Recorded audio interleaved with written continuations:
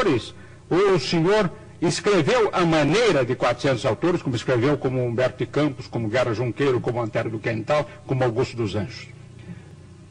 Creio que o número enunciado pelo casal Stig, Roland e Ibsen já está superado em mais de 400 comunicantes.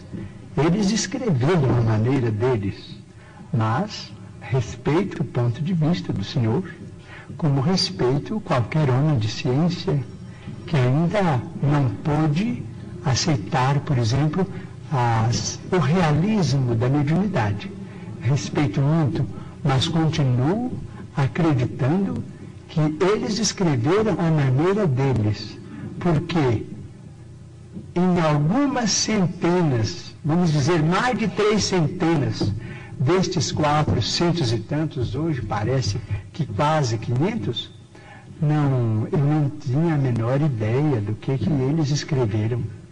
O senhor conhece um caso famoso ocorrido na Inglaterra de escrita psicografada?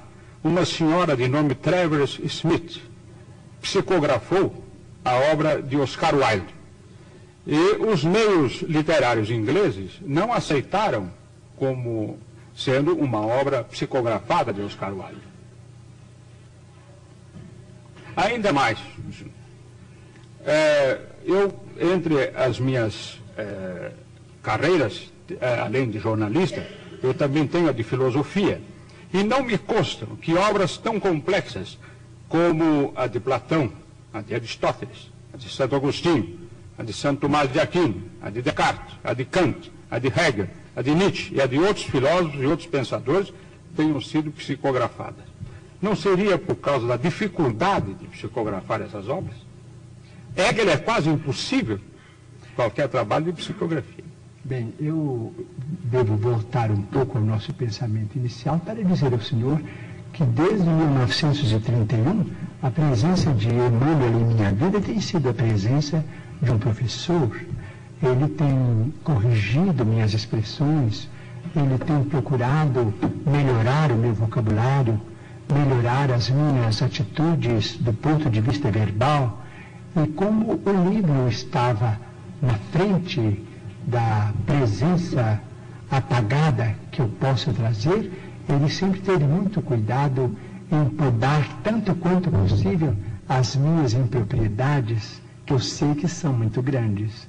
De modo que eu posso declarar de público ao senhor que qualquer estrutura fraseológica mais feliz de que eu possa ser portador, isso se deve à influência de Emmanuel, a presença dele junto de mim, compreendendo a responsabilidade de um programa como este. Quanto aos escritores da antiguidade e aos escritores dos tempos modernos, com todo respeito ao senhor, eu me permitiria perguntar se eles também não seriam médiums. Não cabe a mim responder.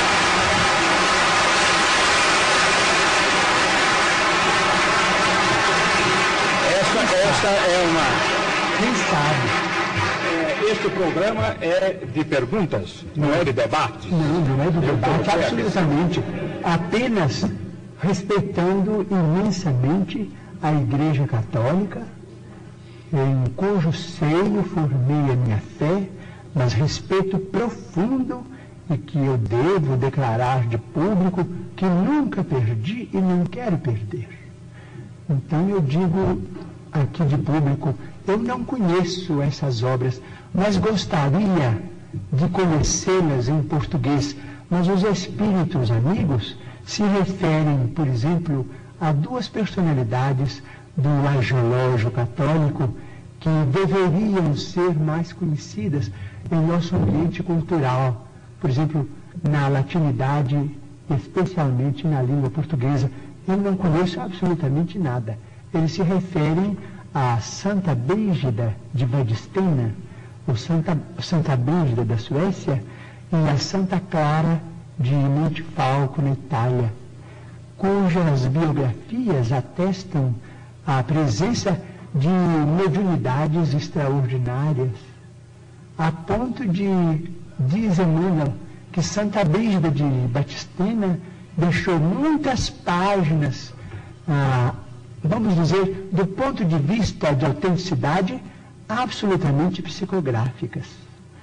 Seria muito interessante e estimaria muito conhecer a vida dessas duas grandes figuras da Igreja Católica, que eu venero tanto, porque, ao que me parece, pela palavra dos nossos amigos espirituais, foram duas criaturas portadoras de mensagens especiais para os cristãos. Eu queria apenas o direito de fazer uma observação a respeito do que o Chico acabou de falar. Pois não. Eu queria lembrar a existência no meio católico também de psicografia, do fenômeno psicográfico. As edições paulinas aqui de São Paulo, há questão de uns 5 anos, mais ou menos, publicaram um livro muito curioso, chama-se O Manuscrito do Purgatório. É um livro recebido na Espanha, num convento da Espanha, por uma freira. E ela recebeu o livro através do espírito de outra freira que havia morrido no próprio convento. Um trabalho, evidentemente, de psicografia católica. Esse livro foi traduzido para o português pelo padre Júlio Maria, tão conhecido principalmente pela sua atuação na revista Ave Maria. E saiu publicado aqui em São Paulo com todas as autorizações eclesiásticas, tendo vindo também da Espanha com essas autorizações. Mas acrescento o seguinte: as próprias edições paulinas anunciaram que outros livros da mesma natureza seriam publicados por ela. Entretanto, não foram. Mas existe, portanto, bastaria este livro, O Manuscrito do Purgatório, que foi publicado, para provar que existe uma psicografia católica. Muito bem. Pois não? O espírito de amor vem colocar em situação difícil diante do seu guia. Não tem problema. Ele pede para mencionarmos, diante do nosso caro escritor e entrevistador, que levantou um problema com tanta distinção e com tanto carinho, que nós não podemos esquecer um problema muito importante em nossa vida cristã, é que o livro é mesmo um instrumento de cultura extraordinário e que é, vamos dizer, um instrumento que está entre este mundo e o outro mundo.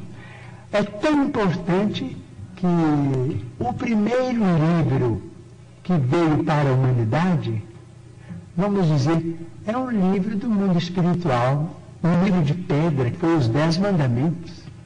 Psicografia de Moisés.